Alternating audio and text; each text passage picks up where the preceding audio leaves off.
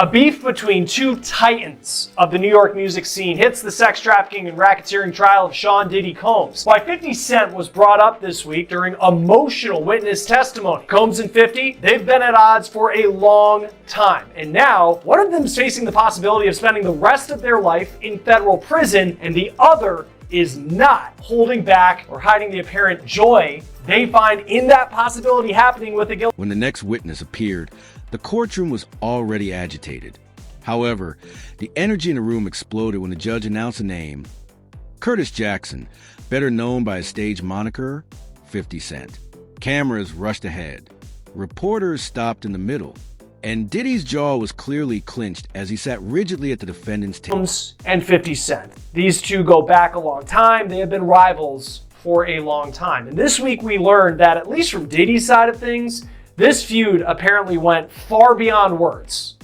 50 Cent's name came up during the testimony this week of Capricorn Clark. She is a former assistant of Sean Combs, who went on to become the head of marketing for his Sean John clothing brand. Clark rose successfully and professionally through the ranks of Diddy's world during her time working for him, which stretched between 2004 to 2018, so she saw a lot. Clark claimed that Diddy would threaten her, and she says he even kidnapped her in 2011. All of this matters as we build up to how 50 Cent kind of factors into what she said on the stand. Now, Capricorn Clark started working for Bad Boy after she worked for Death Row Records.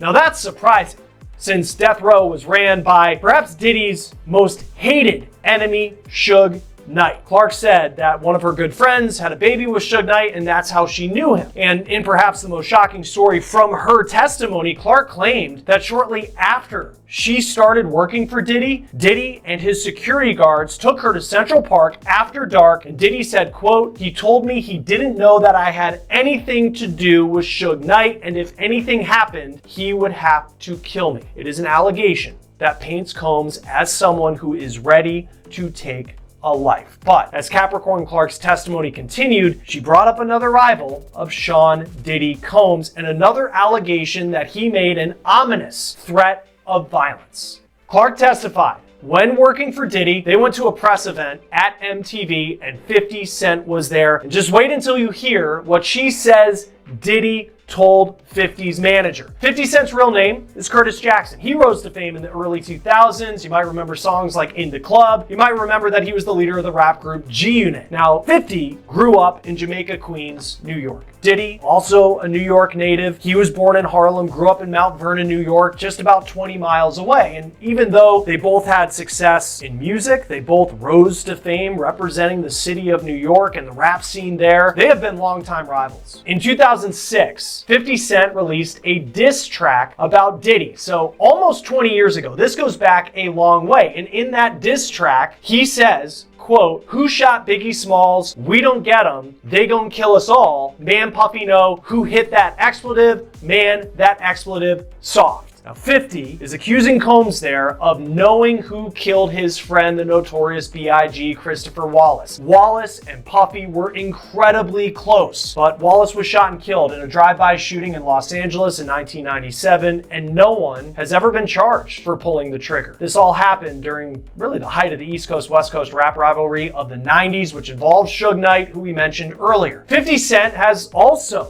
accused Diddy of orchestrating the murder of death row rapper Tupac Shakur, who died in 1996 in a Las Vegas drive-by shooting. This is Dwayne Keith D. Davis. He was arrested in September 2023, and he is the only person facing charges related to Tupac's murder. But 50 Cent has continued to push the allegation that Sean Combs either knows something or did something for Tupac to end up dead, though Diddy has denied that. But in a 2023 Instagram post, 50 wrote, "Damn, so Pac got lined by brother love, LOL, time to lawyer up, expletive, might get sticky," with a pic of Suge Knight in a car with Tupac. Diddy, who has a lot of names, Puff Daddy, Puffy, Puff, and Brother Love is one of those other names. Now, from Diddy's side of things, again, he's denied having anything to do with Tupac's murder, and he's also denied having anything to do with Christopher Wallace's death, and he's denied publicly having issues with 50 Cent. Here's what Combs said when he... Since he was aware that this was no ordinary witness, this was a competitor, a voice that is too strong, too loud and too audacious to be intimidated or purchased. As though he owned it, 50 Cent took the stage. Calm, cool, and not at all frightened. "Do you recall those nights?" he asked, staring Diddy in the eyes. "You are aware of what took place. I'm only here to make it finally audible to the rest of the world." The court wasn't prepared for what he was going to unload, and he wasn't there to play games. He started out by describing how he and Diddy met at parties, clubs, business meetings, and collaborations around the industry. But there was something terrible beneath all that glitter, he claimed. 50 said, "You'd hear the whispers. When you went too close, the signs would no longer be whispers. It was fact. Most folks aren't prepared to see this reality." With 50 in a 2018 interview with the radio show The Breakfast Club, Power 105.1 FM. Hey, yo, I don't have no beef with I don't know why. with Fifth. He loves me.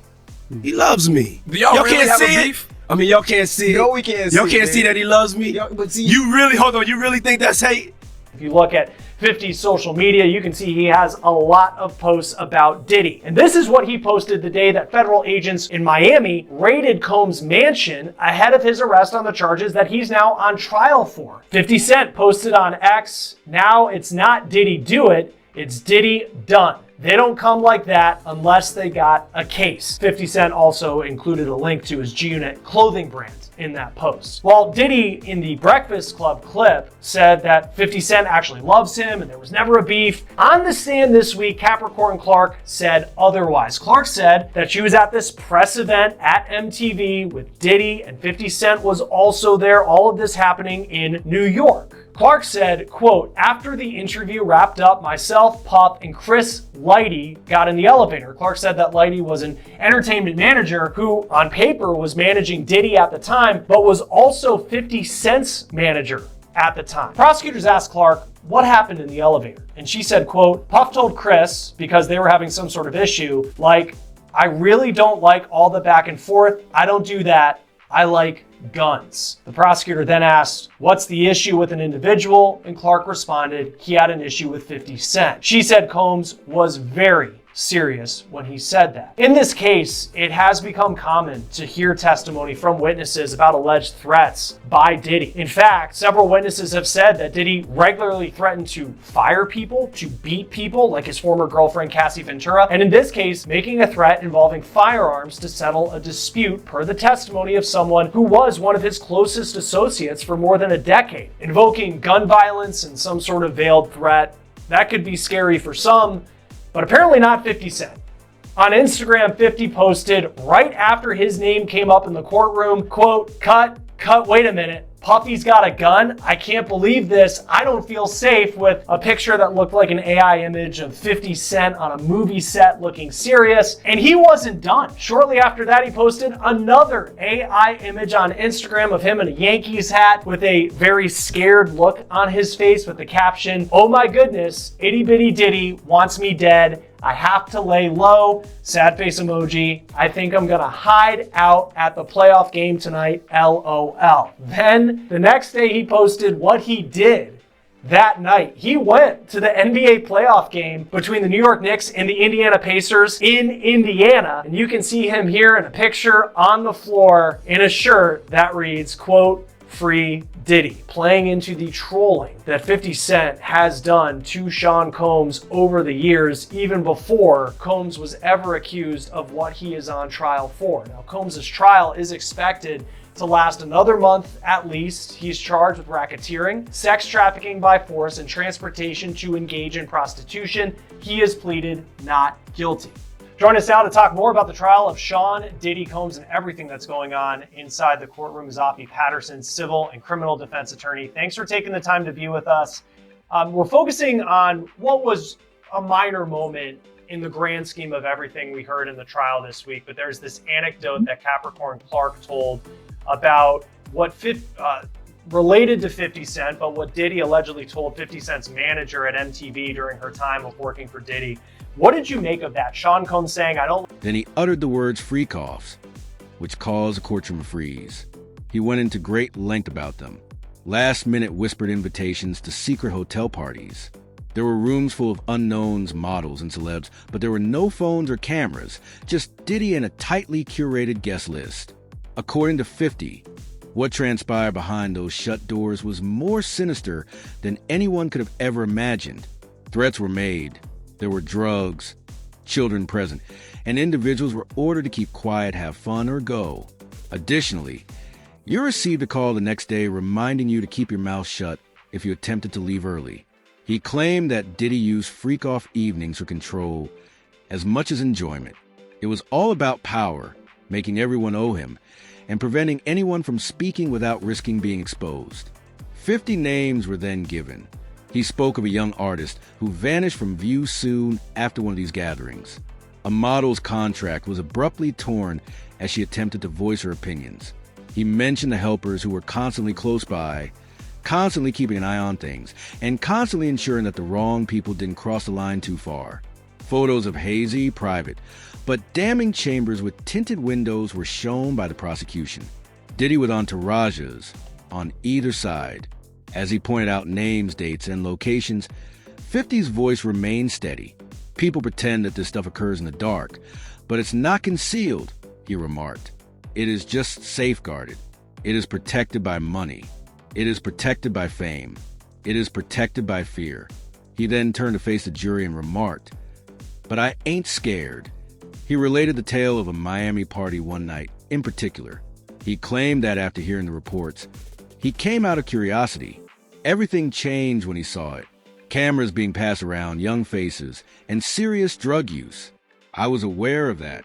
It was insurance. That was the beginning of blackmail. He left the party early. And Diddy called him the following day. "You know what you saw?" he asked. Because I already knew what time it was. I hung up after saying, "Be smart." There was no sound in the courtroom. What a real Diddy party looks like. The video showed a number of famous faces, including Jay-Z and Beyonce, Kim Kardashian, her then husband Kanye West, Naomi Campbell, and several others who were all together to celebrate Diddy's 50th birthday in 2019. Fast forward to 2024, 50 was asked why there have been so many silent voices when it comes to celebs speaking out about Diddy, as if they're afraid to speak up. 50 replied in part, "Some of them were involved at the parties and enjoyed themselves, so they don't know what the F is on the tape or what's not on the tape. So they're not going to say anything because they might have had too much fun." And then you got other people who look at it and go, "Well, that's not my business and I don't want to be in it." Then you got a part of our culture that says that's snitching or dry snitching. It's uncomfortable for me to say what I said because I've been saying this stuff for 4 or 5 years. Everybody else is not going to be as comfortable as I'm saying it. 50 Cent then alleged there's one famous friend that is aware of Diddy's alleged disturbing behavior. R&B legend Mary J. Blige, who got her start at Diddy's Bad Boy Records, has been a longtime friend of the embattled rapper and producer. But she reportedly has a great relationship with 50 Cent as well. When asked if Mary J. Blige reached out to 50, he responded, No, you know what? Mary never reached out to tell me not to F up Puffy because she knows he does that stuff." As Diddy and 50 Cent have long been in the rap game, they share another commonality, and that's 50 Cent's ex-girlfriend and the mother of his youngest son, Daphne Joy Navarez. The actress and OnlyFans model was named in Rodney Jones' suit against Diddy as she was referenced to as an alleged sex worker of Diddy's that also gets paid a monthly stipend. She has denied those allegations in a post made to social media, writing, "I am deeply hurt by the lies in Rodney Jones' lawsuit.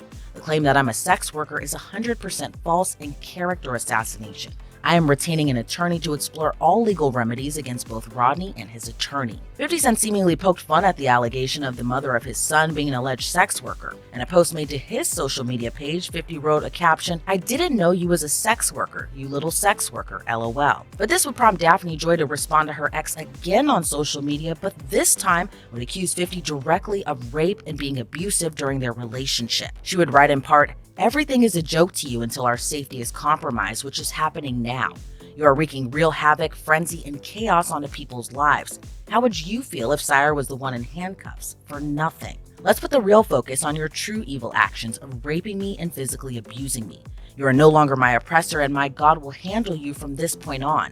You have permanently damaged the last hope I had for you as a father to preserve our family with these last and final false claims made against me. You have broken our hearts for the last and final time." Those allegations against 50 Cent would prompt him to fire back against his ex Daphne Joy and sue her for defamation. In his suit, 50 Cent said those allegations were unequivocally false and would claim she made the shocking allegations in retaliation after he moved to take sole custody of their son.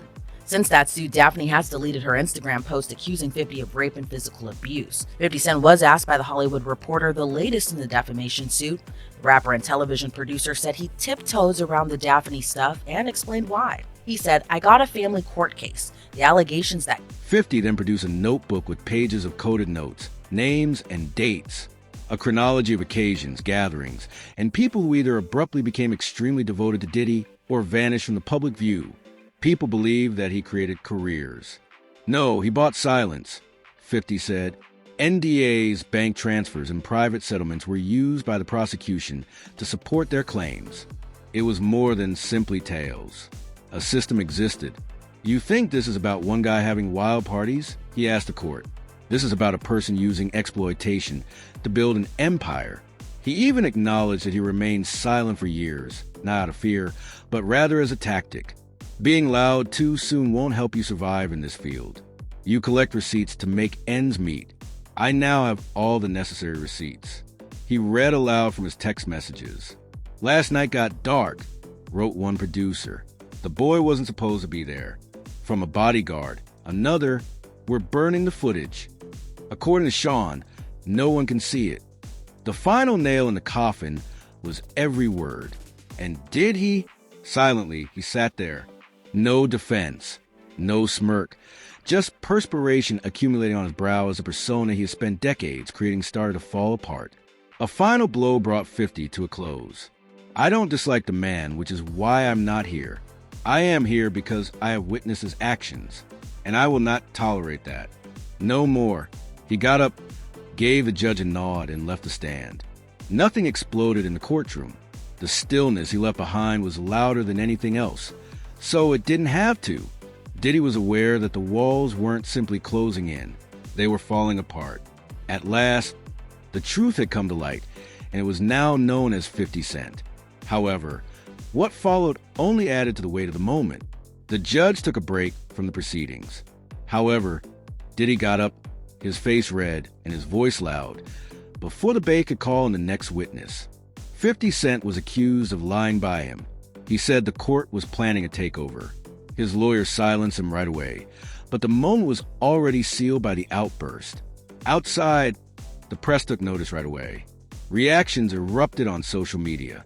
Amidst the global trend of hashtags, Free Call Files, 50 spoke, and the Diddy trial, there was a whisper of something more significant. The entire industry is on the verge of collapse. The court resumed inside. More damage, more witnesses, and more proof. However, 50's notebook, which has since been turned in as evidence, struck harder than anything else. Over it, investigators flocked. A number of entries were flagged for additional investigation.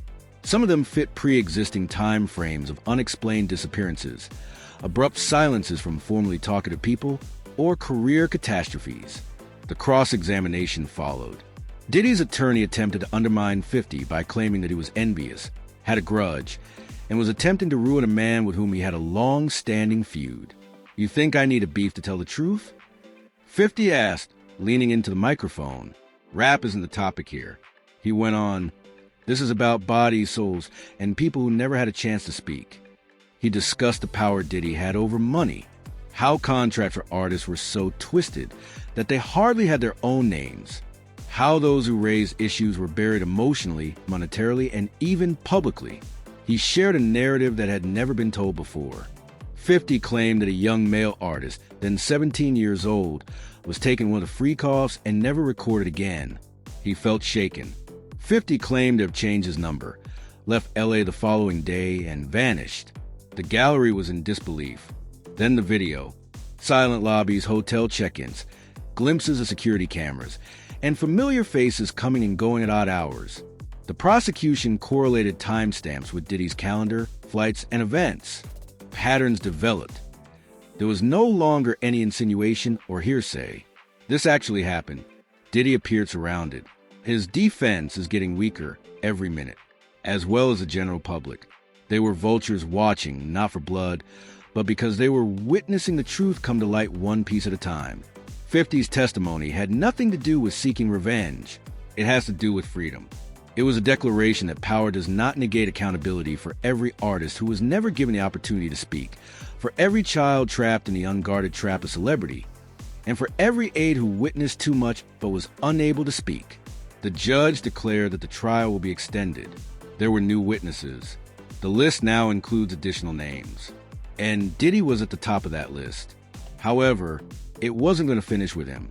They pressed 50 as he left the courthouse. He remained silent.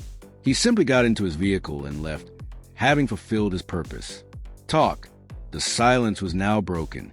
In that courtroom, Diddy sat with his empire in ruins. Because all it takes is one voice and nothing to lose when a kingdom is built on secrets. It was 50 Cent's voice, and the world was at last paying